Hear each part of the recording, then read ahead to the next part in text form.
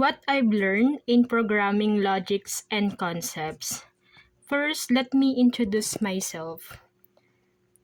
I am Mary Ann Linga, a first-year student pursuing a Bachelor of Science in Information Technology.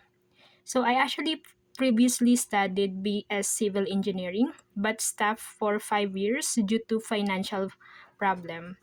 My current job at TELUS give me the opportunity to return to school and pursue my new course. It takes a lot of dedication and hard work to balance a job and my studies. Managing deadlines, assignments, and work responsibilities can be extremely challenging. But with careful time management and a clear focus on my goals, it's definitely achievable. So, one of my subjects is ProgCon. So that's the subject code or programming concepts and logic. So what is programming concepts? Programming concepts, also known as programming fundamentals, encompass a set of fundamental ideas and practices that govern the creation and execution of computer programs. These concepts serve as building blocks for developing efficient, readable, and maintainable code. So by understanding programming concepts, individual can approach coding challenges with logical reasoning and apply problem-solving techniques in a structured manner. So this is interesting subject for me which I focus on because it's related to my course since I am taking BSIT or information technology. From the first week of our meeting, so we're able to choose what programming language we would use, either Python or TypeScript. So to be honest, I was not familiar with the two languages, but I tried to do a research, but I couldn't find what's the right language that I had to use at that time. So I did install those two programming languages, which is Python and Transcript, through the visual video and use it to launch, but it was not really sure if I did the right way to download the two programming languages and which programming language is the best or suited for me. I couldn't identify which one since I don't know how to use it. So our professor made an adjustment since not all of us are knowledgeable with the programming. So for us to understand the programming, he started to teach us from the basic one, which is introducing the computer system. So we tackle about introducing computer system and overview of programming. So we're able to identify the components and function of the computer, especially the motherboards. And at the same time, we're able to use the pseudocode and flowchart to solve the programming logic. Although we experience a class suspension, however, our professor was determined to teach us in order for us to learn the basic programming and execute those learning sooner or later. So far, what I've learned are the components of the computer and how to create a pseudocode and flowcharts. So first, we tackle about the three important components of the computer. So those are CPU. So the CPU performs arithmetic, logic, and other operations to transform the data input into more usable information output. So while the CPU must contain at least one processing core, many contain multiple cores. A server with two hexacore or CPUs, for example, will have total of 12 processors. So this is the brain of the computer, CPU. And next is the memory. So this is ability to store data.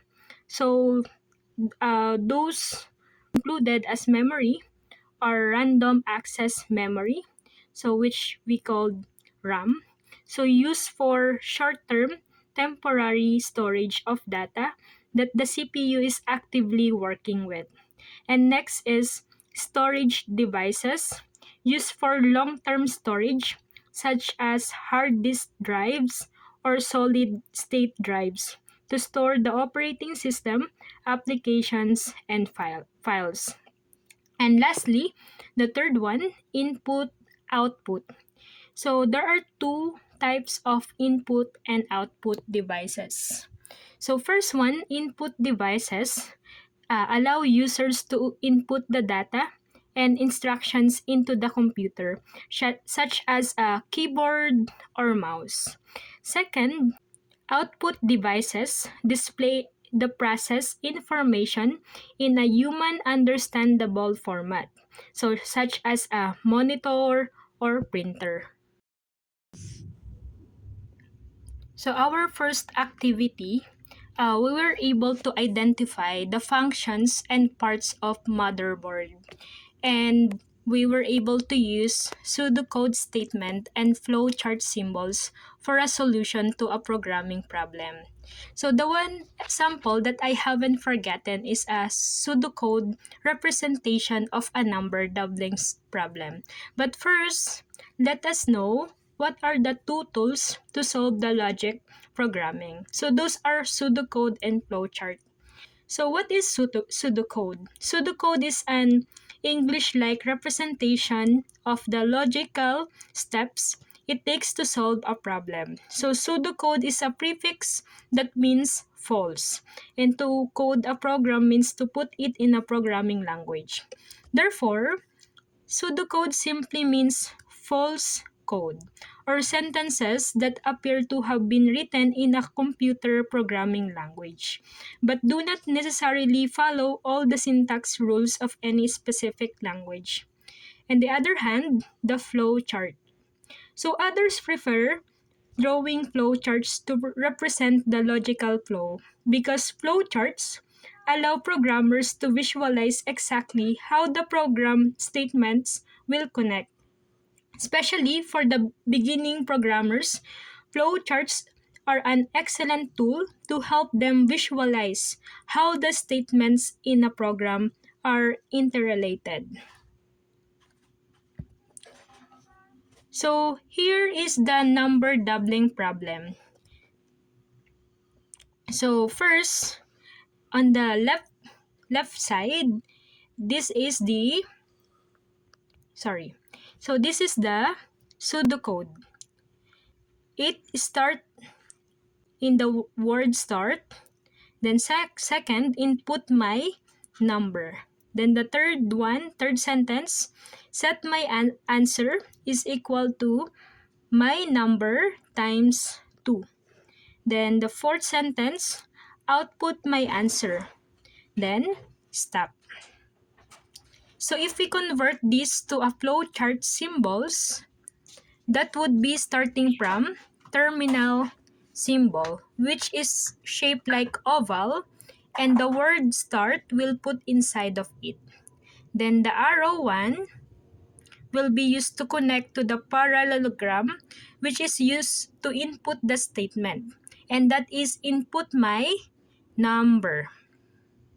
Then another arrow will draw from the parallelogram. It will connect to the rectangle, which is used to process the statement, and put the set my answer is equal to my number times 2. And then, since the parallelogram is used for output and input, so we will use the same symbol with the input. So draw another arrow from the rectangle to parallelogram shape with the output of the answer. So lastly, the terminal symbol, which is the end or stop inside of the oval shape. So actually my mind blow off when we discuss this topic, but this is very exciting part of the programming. So I was excited to work on the activity to use the two tools, which are the pseudocode and the flowchart. So we actually solved the statement of identifying the age group or generation of a certain individual based on the birth date. Thanks to God for helping me answering the activities despite of my work and other activities with different subjects. Ultimately, the goal of learning to program is to translate a planned solution into a working program, whether using pseudocode or flowcharts. The first and most important step is to define the logical flow and the specific operations needed to achieve the desired outcome. The materials suggest that programmers typically choose one of these tools based on personal preference, as both serve the same fundamental purpose to bridge the gap between a problem and its coded solution. The interesting topics that I caught my attention. So first is how to execute pseudocode and flowchart in a programming language. Second, how to use the Python and TypeScript since when our professor discussed about this, actually I didn't know even the meaning or how to use this program language. Then the third one is to create a program like even calculator. So hopefully I will be able to understand and learn how to convert or execute the two tools, the pseudocode or and flowchart to a specific programming language. So due to workload in my workplace and other subjects, I was not able to have a self-study. So I determined that I will be more efficient and knowledgeable in studying this subject. So one of my motivation to learn the programming is someday I'll be working in the IT field. At the same time, uh, I'm gonna use it to help my company. Will be the end of my presentation. I hope you were able to understand and learn from my presentation. And yeah, my name again is Mary Ann, and thank you for listening.